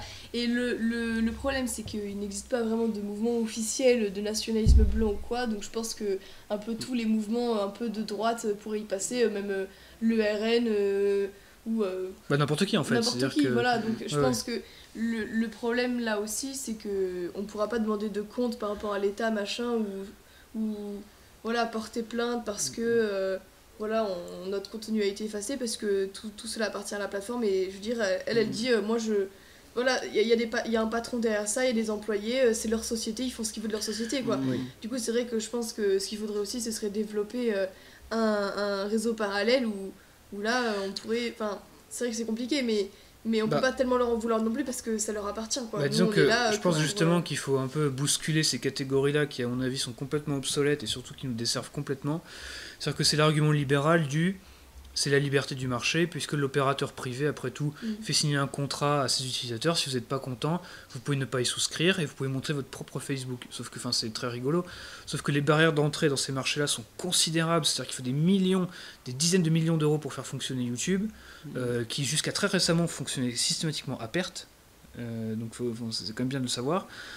Et en plus, comment dire, c'est-à-dire que la distinction public-privé marche plus, parce que on a créé de fait un nouvel espace médiatique, qui est l'espace internet, qui permet de diffuser des idées, de parler. Aujourd'hui, quelqu'un qui n'est plus présent sur cet espace-là n'existe plus socialement en politique. Donc la question, ça devient comment faire pour que ces opérateurs privés puissent répondre à une logique qui fasse qu'en gros, ils ne puissent pas s'arroger le droit de bannir qui ils veulent et de devenir les barons locaux, quoi.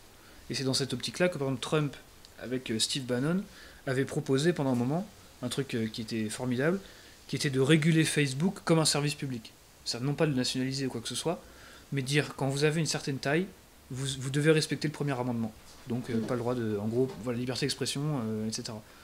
Et c'était incroyable. Bon, après, il y a eu les attardés mentaux qui ont fait Charlottesville, qui du coup a complètement confisqué la discussion médiatique hors de ce truc-là. Donc c'est un sujet qui est tombé dans l'oubli. Mais après, on a eu aussi Cambridge Analytica qui a quand même contribué à donner une image un peu floue de la relation qu'avait Trump avec Facebook, quoi. Oui, même si, bon, à mon avis, après, sur tous ces trucs-là, on pourrait en reparler, mais il y a beaucoup de choses à dire, mais il y a beaucoup de conneries qui ont été faites aussi. Mais en gros, voilà, c'est-à-dire que là, tu as des opérateurs privés gigantesques qui s'arrogent le droit de dire qui a le droit de dire quoi. Enfin, parce qu'on sait pertinemment, comme le disait Anya, bon, il n'y a pas de définition claire de nationalisme blanc, suprémacisme blanc. Donc en gros, dès que quelqu'un va dire un truc un peu de travers, boum, ça va être censuré, avec le côté, oui, mais il faut être gentil, les bons sentiments en plus, parce que c'est toujours fait au nom des bons sentiments. C'est-à-dire que les gens le savent peut-être, mais les modérateurs beaucoup des modérateurs de Facebook viennent notamment du Maroc et en général du Maghreb. C'est-à-dire que concrètement, on sous-traite le discours politique des Français qui subissent l'immigration maghrébine à des Maghrébins qui, en vertu du droit privé, peuvent leur faire fermer leur gueule. Enfin, c'est formidable, quoi. C'est génial. Et à mon avis, c'est pour ça qu'il faut absolument se débarrasser des catégories. Non, c'est la logique du marché, machin, qui est un truc vraiment, pour moi, de guignol absolu. Et il faut vraiment outrepasser ça, quoi. Enfin, pour le dire très clairement, c'est un peu dramatique, mais pour que l'Europe vive, il faut que les GAFA meurent, quoi. Enfin, plus j'y pense, plus j'en suis absolument sûr. Hein. Voilà. Ouais. C'est parce que... c'est d'ailleurs pour ça que Dominique Vénère parlait souvent de communisme de marché. C'est-à-dire qu'en fait, le marché a été plus efficace que le communisme, non pas pour faire un système meilleur, mais pour faire la même chose en plus efficace, quoi. C'est-à-dire une hyper-concentration où, en gros, il y a quelques types en costard qui vont décider ce que vous avez le droit de dire, vivre, manger, écouter, etc. Sauf qu'eux sont protégés par la sacro-sainte liberté individuelle. Donc dès que vous n'êtes pas content, pas de bol, quoi. Monte ton propre Amazon. Oui, d'accord, ok. Surtout quand on connaît les pratiques d'Amazon, notamment en termes de dumping et des services postaux américains, qui est un scandale, mais c'est encore autre chose. Voilà. Donc bon, c'est un peu parti en dehors du truc initial, mais bon, c'est pas grave, hein, c'est aussi pour ça qu'on fait des discussions. Donc Haddock, est-ce qu'il y avait d'autres éléments pertinents à connaître sur l'article 13, ou est-ce qu'on peut... Alors peut-être qu'on peut synthétiser à la fin, voilà, qu'est-ce qu'on fait, voilà. Que faire, la fameuse question éminemment politique, que faire quand Facebook ou Zuckerberg décident de décider ce qu'on dit, quand Amazon démolit toute l'industrie pour faire leurs pratiques, qu'est-ce qu'on fait, du coup? Là, clairement, on sait pas trop parce que avec cet article, on a un peu la sensation qu'il faut choisir entre soit les GAFA, soit l'État. Ouais. C'est-à-dire que là, ils sont un peu, ils se foutent un peu dessus. Macron ou Zuckerberg, ça donne... Enfin, voilà. N'importe qui gagne, nous on perd, quoi. Ouais, voilà, on sera perdant au final, hein, parce qu'au final, la plateforme, elle, sera toujours un espace commercial. Oui. Mais au final, si tu la censures, ça restera un espace commercial où tu peux dire à peu près ce que tu voulais. Ouais. Maintenant, ça va devenir un espace commercial où en plus tu peux pas dire ce que tu veux. Ouais. Et ça, en soi, les plateformes s'y opposent, mais en même temps, j'ai pas spécialement envie de défendre YouTube. Non, puisque jusqu'à la mort, quoi. Parce que même avant ce fameux article 13 ou 17 ou n'importe, c'est eux qui faisaient du zèle justement pour aseptiser leur plateforme et pour faire que tous les gens qui avaient un discours un peu trop dérangeant se fassent déglinguer immédiatement. C'est ça. Donc c'est pas comme si ces plateformes-là se faisaient les chantres de la liberté d'expression. Au contraire, elles sont très contentes de nous dire qui sont très heureux de réguler les comportements et les discours pour faire face à Trump, face au racisme et compagnie. Oui, pour que la vie sur leur plateforme soit la plus inclusive possible, la plus bisounours possible. Voilà. Ouais, là, le problème, c'est qu'en fait, il y aura quasiment plus personne à part ceux qui font toute pièce. Donc, soit on aura des petits amateurs, soit des grosses entreprises. Ouais, sachant que de toute façon, le fait de faire, comme proposait Anya, mais évoquait l'idée de faire des réseaux parallèles, de faire nos propres plateformes, en fait, c'est pas possible. C'est-à-dire que c'est pas juste difficile, c'est impossible, quoi. C'est-à-dire que les coûts d'entrée sont beaucoup trop élevés, et il y a un effet d'externalité, un effet de réseau, qui fait que quand tout le monde utilise déjà un réseau, ils ont pas envie de se recréer un compte sur un autre réseau, où en plus il y a juste d'autres gens qui ont été exclus du réseau, ça n'a aucun intérêt. Oui, non, c'est ça. On voit souvent dans les milieux patriotes le fait de dire oui, il faut aller sur VK, c'est quoi VK, le truc VK, russe là, le Facebook russe, Facebook russe ou alors d'autres trucs. BitChute pour remplacer YouTube. C'est ça, voilà, c'est ce genre d'alternative. En réalité, c'est pas sérieux, c'est pas crédible. Enfin, ça peut être sympa si on est dans un délire d'entre-soi en fait. Oui. Mais parce qu'effectivement, si vous avez tous vos potes qui sont aussi réseau, patriotes, voilà, qui ont les mêmes idées que vous, très bien, vous pouvez discuter avec eux et tout, mais socialement, c'est ce que tu disais, si quelqu'un qui est pas sur les réseaux sociaux mainstream, il est exclu socialement et politiquement. Oui. Donc aujourd'hui, pour être audible et avoir un impact sur la société, il faut pas se retrancher comme ça. En fait, c'est un peu le survivalisme d'internet. Oui, voilà, c'est exactement ça. C'est de l'électro-survivalisme. C'est ça. C'est-à-dire qu'en gros, c'est un peu le culte qu'on a à droite et qui nous plombe depuis des décennies, voire des siècles, qui est de se dire quand la bataille est trop dure, on fait notre propre truc. On va se barrer dans la forêt et vous allez voir ce que vous allez voir. On va faire notre propre société, ce sera encore mieux. On est le dernier carré et on en est fier. Voilà, c'est ça. On va mourir tout seul.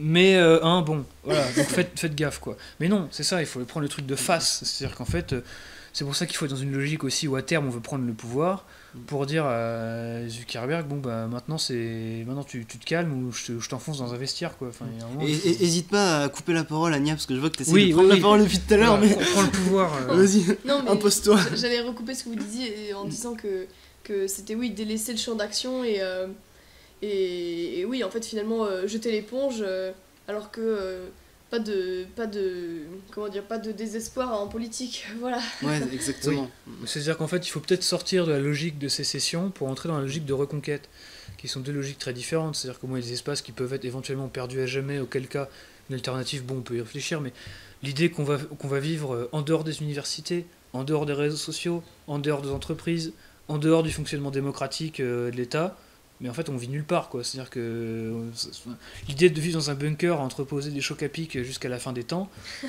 non, c'est pas possible, quoi. Après, on n'a rien contre les survivalistes. Hein. Ah non, juste qu'on n'aura pas du temps politique. Les chocs à pic, c'est stylé, il n'y a pas de problème. Mais non, mais en soi, effectivement. On va sortir des boîtes de conserve radio thermopile. Non, mais en plus, en soi, moi, si je m'écoutais, oui, si j'avais le pognon et le temps, je serais survivaliste, c'est pas la question. Mais politiquement, c'est pas une approche gagnante, quoi. C'est-à-dire qu'à partir du moment où vous considérez que le truc est déjà perdu et qu'il faut passer à sauver les meubles de l'étape d'après.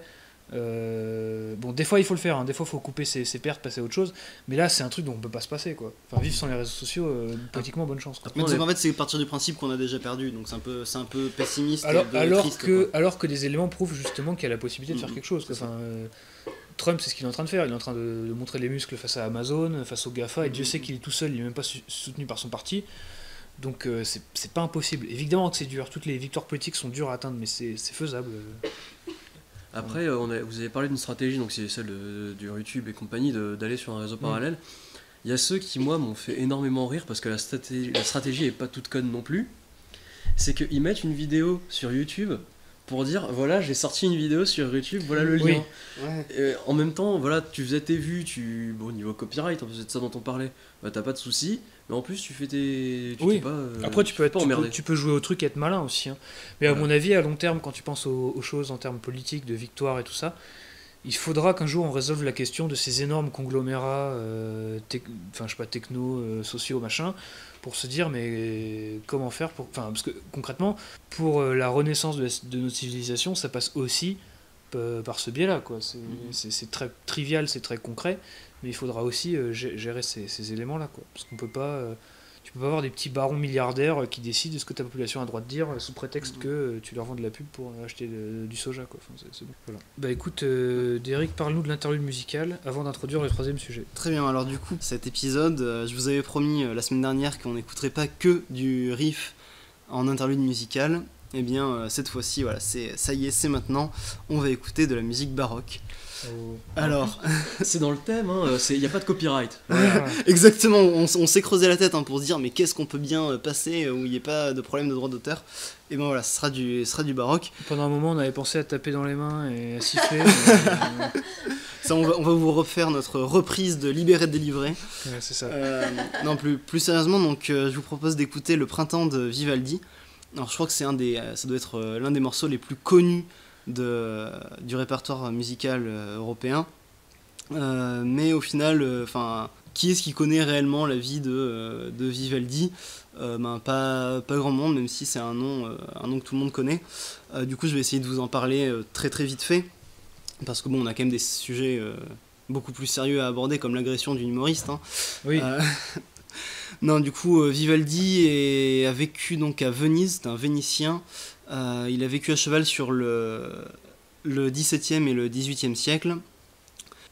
Peu de gens le savent, mais c'était un prêtre de l'église catholique. Je croyais que tu allais dire peu de gens le savent, mais il était roux. Parce que il était roux. D'où son surnom du prêtre roux d'ailleurs. Voilà. Est-ce que c'est de là que ça vient le truc où on dit blond vénitien pour pas vexer les roux? Il faut creuser. L'histoire ne le dit pas. Il faut creuser ça. Son œuvre aujourd'hui est connue, reconnue mondialement. C'est aussi un compositeur avec une vraie dimension européenne.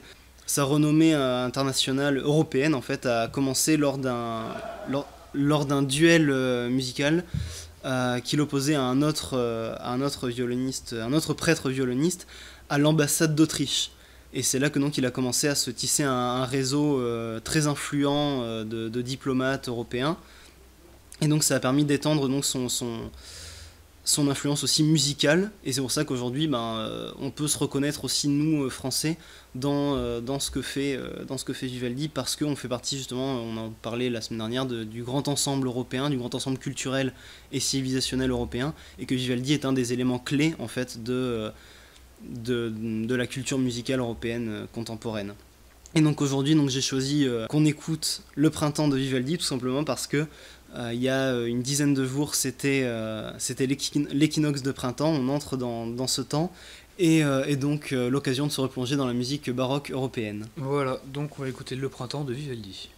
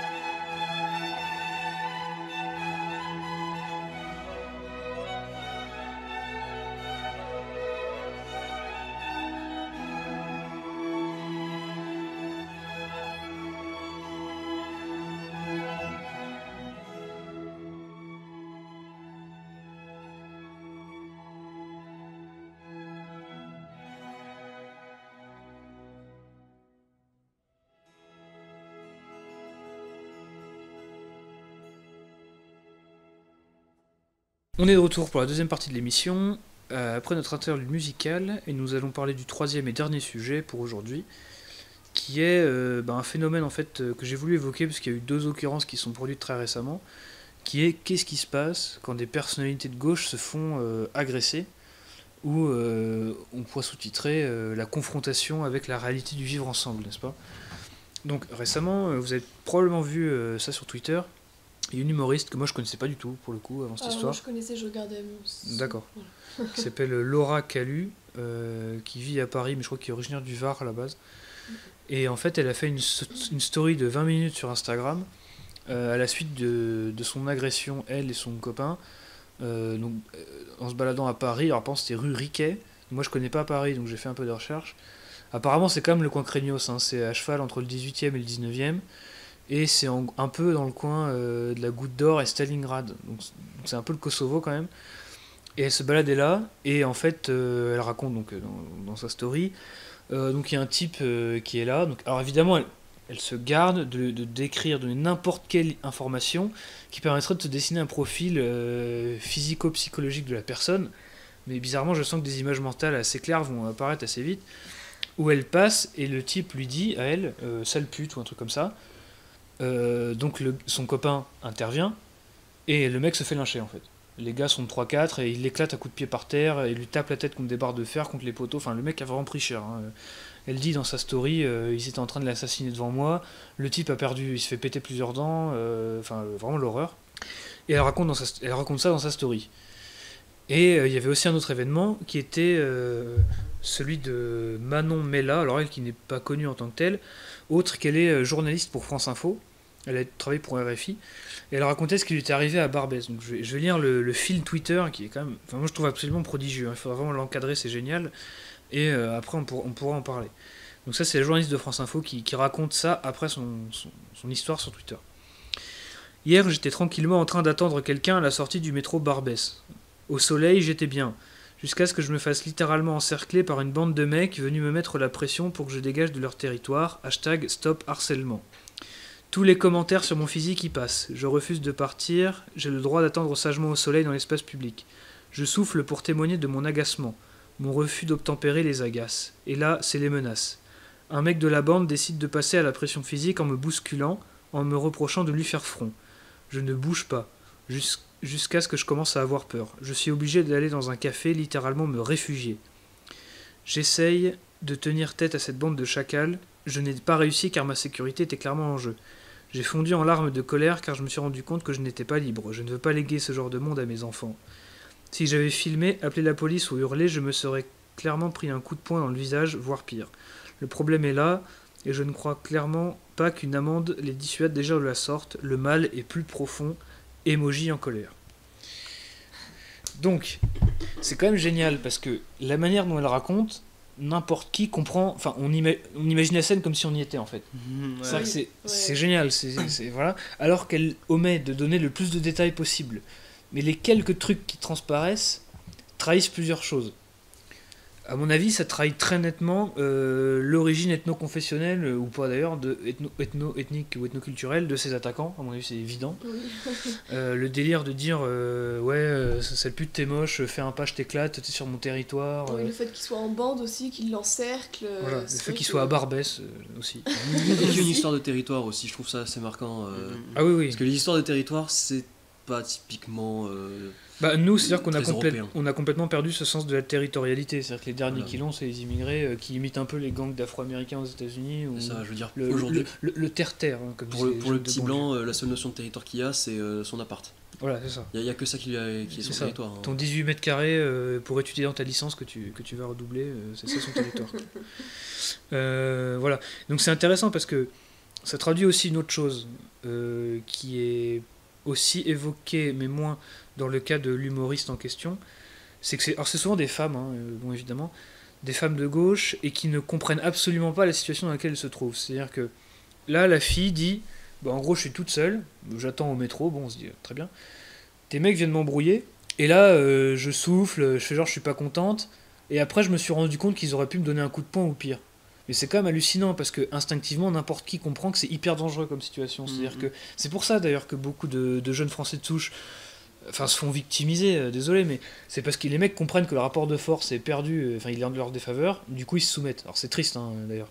Mais là c'est-à-dire qu'on est face à quelqu'un qui n'a même pas ce réflexe d'autopréservation, qui n'a même pas cet instinct d'identifier le danger. C'est-à-dire que au début, elle réagit comme si c'était un gros lourd bourré qui lui mettait une main au cul en soirée, quoi. C'est-à-dire, ouais, laisse-moi tranquille, t'es chiant, machin. Alors que là, les gars, enfin, alors c'était en plein jour, donc peut-être qu'ils n'ont pas osé, mais s'ils avaient voulu, ils auraient pu la dépouiller, l'ouvrir en deux, enfin, faire ce qu'ils voulaient, quoi. Donc elle est passée vraiment très près d'un truc dramatique, et elle s'en rend compte qu'après, et encore, j'ai l'impression qu'elle se rend pas vraiment compte, c'est-à-dire qu'elle dit, oui, je veux pas se léguer ce monde-là à mes enfants, le mal est plus profond. Oui, oui. Je suis sûr que si on lui demandait, elle dirait c'est la faute du cis-patriarcat hétéronormé. C'est quoi. ce que j'allais dire, oui. C'est Non, vrai mais- qu'elle pousserait pas la réflexion plus loin que voilà, bon, c'est les hommes en général. Faudrait peut-être se poser des questions. Oui, parce qu'on poussées. n'entend pas ces histoires-là en Ariège. Alors que bon, l'Ariège est quand même plus ou moins resté au Moyen-Âge, mais c'est un Moyen-Âge européen, quoi. Et donc c'est une texture de la vie qui est un peu différente. Il y avait aussi eu une histoire comme ça assez récemment, je dirais il y a un mois ou deux, d'un journaliste qui s'était fait agresser avec sa copine et qui voulait déménager justement. Et qui, pareil, lui, oui, bah lui c'était une question que les gens ne faisaient pas d'efforts entre eux. Pierre de c'était- Licia, Oui, le mec de droite de service de je sais plus quelle émission, où en fait le mec c'est un cuck absolu, oui, voilà. avec sa moustache dégueulasse. Bref. Voilà, c'est ce que j'allais dire. Je me suis dit, attends, est-ce que tu parles de ce bonhomme qui Ouais. essaye de se dire de droite et puis qui faisait exprès, il me semble, de vivre dans un quartier sensible Ouais. pour se la jouer un peu et qui a dit finalement, bon, je me casse. C'est ça exactement. Et finalement, il y a cette hypocrisie qui ils se réfugient tous finalement dans les quartiers encore européens et puis ils vantent vivre ensemble et puis quand ils y sont confrontés, bah finalement c'est pas si bien que ça. Et surtout, ils comprennent même pas. C'est-à-dire que souvent, il y a ce côté un peu con, un peu paresseux à droite de se dire ouais, mais un mec de gauche qui se fait agresser, il va devenir de droite, quoi. Mais non. C'est-à-dire que les mecs ont tellement été conditionnés que le type a beau se faire dépouiller, à la limite, ça va le convaincre vraiment que la société a vraiment imprimé ses codes prédateurs chez les pauvres immigrés, donc il faut les défendre encore plus, quoi. C'est-à-dire que c'est illustré là dans le cas de l'humoriste, donc Laura Calu. Elle fait sa story. À un moment, elle dit qu'elle va déménager. Donc là, j'ai l'extrait. Je vais vous le lire, c'est quand même évocateur. Voilà, donc là on commence et vous allez voir le truc. Je suis dans l'obligation de déménager parce que je suis choqué et parce qu'il est hors de question que je reste là. C'est un quartier populaire, bon alors entre parenthèses, la merde, la gauche définit quartier populaire, il y aurait une émission à faire dessus. Bref. C'est un quartier populaire, alors on me dira t'as qu'à pas vivre dans ce genre de quartier. Mais j'avais très envie de vivre dans ce genre de quartier. J'adore mon quartier depuis que je suis à Paris, j'ai toujours vécu là. J'adore mon quartier parce que ça me prouve en fait qu'on peut... Merde. Ça me prouve en fait qu'on peut vivre ensemble. Parce que j'étais persuadé, et je fais tout le temps, donc là elle s'est coupée au montage, on sait pas trop ce qu'elle dit, blablabla, mais non en fait je fais que ça moi, de défendre les gens. Mon pauvre Arthur, c'est un mec qui passe sa vie à défendre les autres. Il déteste l'injustice et du coup ben voilà, ça nous tombe dessus. Alors on est des gens qui se battent pour ouvrir les mentalités, pour accepter tout le monde, pour avoir peur de personne, pour avancer, ben on est dégoûté, on va se barrer, on va laisser tomber. Et je trouvais ça génial parce que, c'est-à-dire que, et en plus une fois que ça a été publié, quelles ont été les réponses sur Twitter et tout. C'est-à-dire, bah oui, tu prêches des idées de gauche, t'es en contact avec la réalité, ça fait mal au cul, c'est normal. Et après, elle a fait un article dans la presse, elle disait non, mais les racistes, attention, faut vraiment, je fais pas ça pour vous, moi je fais des spectacles pour les blancs, pour les noirs, pour les bleus. Si on en est là, c'est aussi à cause des racistes, faut le savoir. Ouais, non, Donc mais ça, c'est cette espèce de fantasme en fait de la gauche. Enfin, de dire, voilà, en gros, là, quand elle dit oui, moi je voulais vivre dans ce quartier pour prouver qu'on peut vivre ensemble et tout machin, c'est toujours le même délire du l'amour plus fort que la haine, le fait que, voilà, c'est un autre sujet, mais face au terrorisme, aller boire un coup à une terrasse de café, ben, c'est de la résistance, voilà. C'est ce côté de se dire, allez, on va, voilà. En fait, ils sont un peu en mode, il faut faire abstraction, en fait. En fait, ils font abstraction en se disant notre bonne volonté, notre bienveillance, en fait, va irradier le monde et va transformer tous ces violeurs en puissance en gentils Français bien éduqués. Ça me fait penser un peu à tous ces épisodes dramatiques et qui sont, je veux dire, qui arrivent de plus en plus fréquemment, ces touristes européens, plein de bonne volonté qui veulent voir voilà, l'amour partout, qui partent visiter des pays, on va dire, dangereux d'Afrique et qui s'y font violer, tuer et voilà, comme récemment il y avait 2 Suédoises comme ça. Ils se sont fait égorger au C'est Maroc, ça. je crois. Et tous voulaient prouver que l'humanité est merveilleuse et pleine de bienveillance et qu'il faut voir l'amour au fond de chacun. Alors que voilà, au final, enfin, eux-mêmes sont confrontés à la réalité et non, ils s'obstinent à pas faire les constats qu'il faut, quoi. Bah oui, et en plus, moi, ça me rappelle. Enfin, oui, alors l'histoire du tourisme, qui vient d'évoquer Anya, il y avait un exemple qui me venait en tête, c'était une femme, donc je crois que c'était une américaine, je crois pas que c'était une européenne, qui avait voulu montrer en fait que ce qu'on disait sur le Moyen-Orient, c'était pas vrai du tout, que c'était des gens formidables et tout ça. Du coup, elle avait choisi de faire du stop toute seule en robe de mariée à travers tout le Moyen-Orient. Au bout de 2 jours de voyage, elle s'est faite violer et tuer et lâcher dans un fossé, quoi. Et bon, c'est triste, mais on se dit, mais quand on arrive à ce niveau-là de conditionnement idéologique, ces gens-là, ils sont perdus, quoi. C'est triste. C'est un peu comme l'histoire qui s'était passée, je crois, en 2014-2015 à Toulouse, justement, juste à côté de là où j'habitais, quartier Saint-Michel, où il y avait une féministe qui racontait sur YouTube, le truc était devenu viral, comment elle s'était faite agresser dans la rue. Donc retour de soirée, en pleine nuit, donc sur l'avenue Saint-Michel, donc les gens qui connaissent pas Toulouse, c'est un peu un quartier, c'est franchement un quartier craignos une fois que la nuit tombe, c'est un peu comme les Gremlins, bref. Et donc elle rencontre une bande de types, quoi. Les mecs la sifflent, ouais, mademoiselle, t'es charmante et compagnie. Alors elle, bien évidemment, elle ne décrit pas du tout ces gens-là, hein, mais donc voilà, c'est probablement des Auvergnats suédois. Et donc les mecs la sifflent, ouais, mademoiselle, t'es charmante, machin. Elle s'approche, elle fait non, mais ça m'intéresse pas, laissez-moi tranquille. Les gars se rapprochent et ils font quoi? Qu'est-ce que t'as dit, sale pute, ou je sais pas quoi. Elle fait non, mais dégage, je veux pas te parler. Qu'est-ce qui se passe? Les mecs la cognent. Donc ils la passent à tabac, arcade pété, je crois qu'elle a perdu des dents, enfin c'est vraiment démolir. Hein. Et là, elle poste une photo d'elle à l'hôpital avec l'histoire, donc cette histoire-là qu'elle poste sur Facebook. Tu vois. Et dans la grande tradition des posts Facebook de gauche, c'est un pavé indigeste qui est illisible, qui fait 10 paragraphes, c'est l'horreur. Tout ça pour raconter ce que n'importe qui de pas débile comprend. Une femme qui se balade toute seule, qui se fait embrouiller par les racailles, et en plus qui décide de résister, qu'elle comprend pas le rapport de force qui est en train de se jouer, et qu'elle a complètement perdu cet instinct de préservation, qui fait qu'elle a été tellement surdomestiquée qu'elle comprend pas ce qui est en train de se jouer. C'est un sketch qui nous valide intégralement notre vision du monde, quoi. Et du coup, évidemment, quand les gens lui faisaient remarquer dans les commentaires, ah mais tu pourrais pas nous dire si les gens qui t'agressaient, ils avaient un petit peu un accent particulier, s'ils avaient des vêtements, je ne sais pas, s'ils avaient un trait qui les distinguait. Et là tout de suite, non, mais c'est... Et voilà, et elle finissait son... Ah oui, j'avais oublié le plus important. Elle finissait son post magnifique par cette phrase exceptionnelle. Il est grand temps de mettre à mort le patriarcat. Et c'était vraiment la conclusion qu'il fallait tirer de ça, je pense. C'était vraiment l'angle correct. Le patriarcat, quoi. Parce que vraiment... C'est vraiment l'oppression numéro 1 des femmes, et indéniablement. Faut le savoir, voilà. Que... Ouais, mais en fait, c'est ce grand délire qu'on voit assez régulièrement sur justement le harcèlement, le harcèlement de rue, harcèlement dit sexiste, déjà rien que le terme de harcèlement sexiste en fait ne correspond pas du tout à la réalité qu'il veut décrire, mais bon, c'est un autre sujet.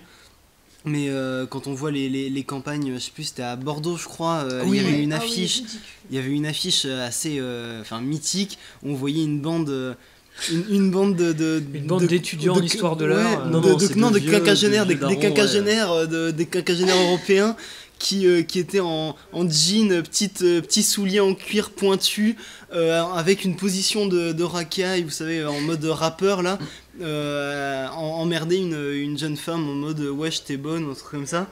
Avec voilà des quinquagénaires employés de banque. C'était assez. Et la tête de la jeune fille sur la photo est encore mieux. Voilà. C'est-à-dire qu'elle traduit le fait qu'elle-même se rend compte que c'est de la merde, hein, ce qui est en train de se passer.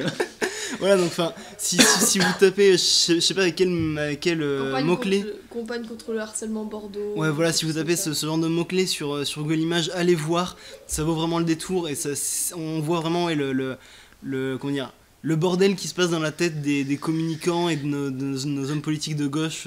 Mais des fois je me dis, c'est tout con, hein, mais admettons, j'en sais rien, il se passe une catastrophe atroce, genre je sais pas, une épidémie, bon, nous c'est cuit, et les historiens dans 3000 ans redécouvrent notre civilisation. Sauf qu'en fait, ils la redécouvrent par des posts Twitter, des trucs comme ça. À travers le prisme. Les mecs doivent se dire, mais c'était quoi cette société débile, quoi, où t'as des employés de banque en chaussures pointues et en chinos à Bordeaux en plus. C'est délirant, quoi. Et tu te dis, mais c'est vraiment très grave, quoi. Mais voilà. Et du coup, il s'était passé ça donc, avec cette meuf à Toulouse, et aussi histoire avec Tatiana Vendôme, donc la youtubeuse. Oui, Vendôme qui était réputée donc comme de gauche. Hein, oui, carrément de gauche. Voilà, et qui avait fait cette vidéo à la suite de son agression. Mais qui, elle, par contre, ça c'était intéressant, n'avait pas joué vraiment la carte du les racistes sortaient de mes mentions. Elle avait quand même un peu assumé ce qu'elle disait, bon, pas trop quand même, mais un peu. Et du coup, les gens avaient quand même plutôt reçu ça, quoi. C'est-à-dire qu'il y a quand même parfois peut-être des gens qui sont pas complètement perdus, même s'il faut les compter sur le doigt d'une main. Mais c'est grave. Enfin, et moi, je me dis, mais la gauche a systématiquement tendance à psychiatriser nos opinions. Enfin, on le sait bien, hein, islamophobe, machin, comme quoi on est tous des malades mentaux. Mais après, la réponse de droite, c'est dire non, il faut pas psychiatriser les opinions, c'est méchant.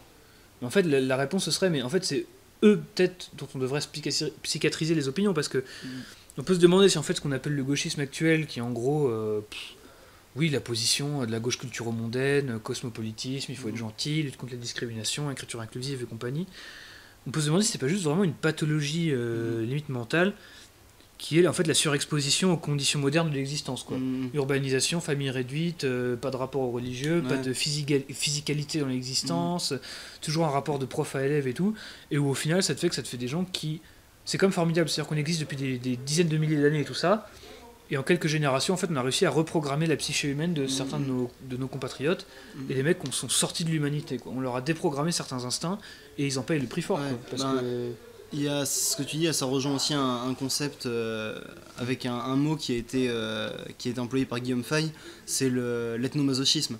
Oui. Le fait que certaines personnes de notre peuple, en fait, apprécient de voir notre peuple, donc voilà, les Européens, souffrir de quelque manière que ce soit, parce que ce serait un juste retour de bâton de voilà, l'esclavagisme, le colonialisme, etc. Et on a souvent ce discours, effectivement, dans des gauchistes qui viennent de se faire agresser, de se dire mais oui, mais au final je les comprends, parce que voilà... Alors en fait, il y a deux discours. Il y a soit le côté voilà, anti-patriarcat, en mode voilà... les racailles de cité qui m'ont pété la gueule ou qui ont essayé de me violer, c'est la même chose que le père de famille qui essaye d'inculquer des valeurs à ses enfants.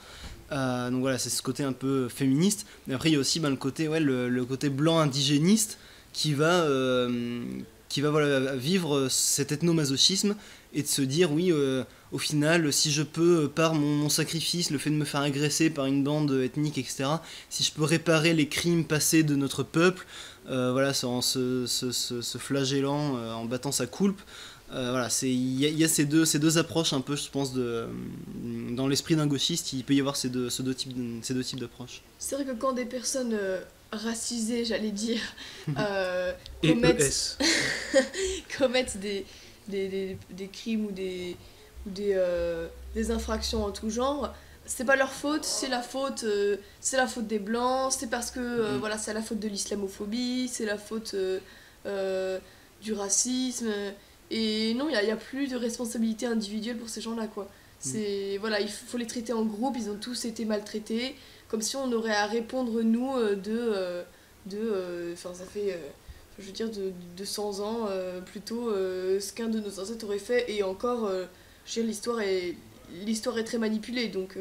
C'est-à-dire qu'en gros, toi, tu as une responsabilité totale, individuelle, quant au crime de l'esclavage et de la colonisation 2 siècles après. Mais le mec qui vient de te tailler le visage pour te piquer ton portable, non, lui il a vraiment rien à voir avec ça, c'est différent, c'est le système de reproduction de l'inégalité sociale et des structures de pouvoir du gna gna gna. Et résultat, avec tout ce charabia, bon, voilà, on sait où on en est, quoi. Mais bon, du coup, c'est un vrai truc à dire, parce qu'il y a un moment où il faudra quand même que... les valeurs ont des conséquences très concrètes quand même. C'est-à-dire qu'il y a un moment où le fait d'apprendre, d'inculquer certaines choses, de penser certaines choses, ça a des conséquences éminemment réelles sur votre sécurité, etc. Et c'est aussi un combat pour les valeurs, c'est pas juste pour simplement discuter des valeurs, c'est aussi pour fondamentalement la société qui est produite par ces valeurs. C'est-à-dire qu'il y a un moment, il faudra dire clairement, c'est plus acceptable de simplement, quand il se passe une agression, dire non mais vous comprenez, il faut plus d'argent pour les banlieues, il faut plus de représentation déracisée dans les médias, enfin non, c'est-à-dire qu'à un moment elle dit oui le mal est plus profond, je suis d'accord, et à un moment elle dit je veux pas laisser ce monde-là à mes enfants, on est éminemment d'accord, quoi. Carrément. Mais je pense pas que ça passe par le bégaiement communiste de la gauche à pronoms et à cheveux bleus, quoi. Mais bon. Et tac. Oui, c'était... Il y a un truc que je voulais dire. Merde, allez-y, parce que j'ai... Ouais, on parlait tout à l'heure du fait que les gauchistes, quand ils se faisaient agresser, ils faisaient toujours des pavés. Et c'est vrai que là, Calu, elle avait fait 20 minutes de story. À chaque fois qu'ils se font agresser, en fait, t'as l'impression qu'ils font tout un truc pour dédonner l'agresseur. Alors que moi je me souviens, la dernière fois que je me suis fait agresser, que ça s'est mal terminé. Ça remonte à un bail, mais j'avais juste fait un vieux post sur Facebook pour dire j'en ai plein le cul, j'ai plus de téléphone, m'envoyez pas de message, merde. Voilà. Oui, c'est vrai qu'il y a deux approches, deux techniques. Mais c'est vrai qu'il y a toujours l'idée qu'en fait, on sent bien qu'il y a une panique quand ils racontent ces histoires d'agression. Il faut qu'ils racontent pour extérioriser, c'est normal quand il nous arrive un truc traumatique de parler pour ça, en contrôlant quand même ce qu'on dit pour ne pas, attention, que ça se retourne contre les gens qu'on voudrait protéger. Et du coup, il y a le fait de super compenser avec une verbosité indigeste, quoi. Enfin, il y a toujours ce truc-là, quoi. Après, en soi, moi non plus, j'avais pas précisé l'origine ethnique de mes agresseurs, mais je pense que tout le monde était au courant de laquelle elle était. C'est vrai qu'il y a un moment, bon... En même temps, qui s'est déjà fait emmerder par une bande de blancs Pas pour l'instant. Moi, une fois, c'était un arabe, mais il avait la peau claire, ça devait être un kabyle, mais il parlait comme un... Bon, voilà, c'était clair. Ouais. Ok, donc sur ce, du coup, on a traité ces 3 sujets-là. Alors, on sait pas encore le sujet de l'émission de la semaine prochaine, on n'a pas encore trouvé les thèmes, ni les approches, mais bien évidemment, on vous annoncera qu'on aura trouvé les thèmes. On va y plancher. Voilà, on fera une preview. Et sur ce, à la semaine prochaine. À la semaine prochaine. À la semaine prochaine. À bientôt. Et n'oubliez pas de nous envoyer des emails à l'adresse de l'émission thermopile@protonmail.com, nous suivre sur Facebook et sur Twitter, et aussi on a un compte SoundCloud et YouTube où on poste les épisodes dans leur intégralité. Donc si vous voulez nous suivre, et n'oubliez pas, évidemment c'est très important de partager tout ce qu'on fait, c'est fondamental. Et laissez un pouce bleu. Voilà, laisse le pouce bleu.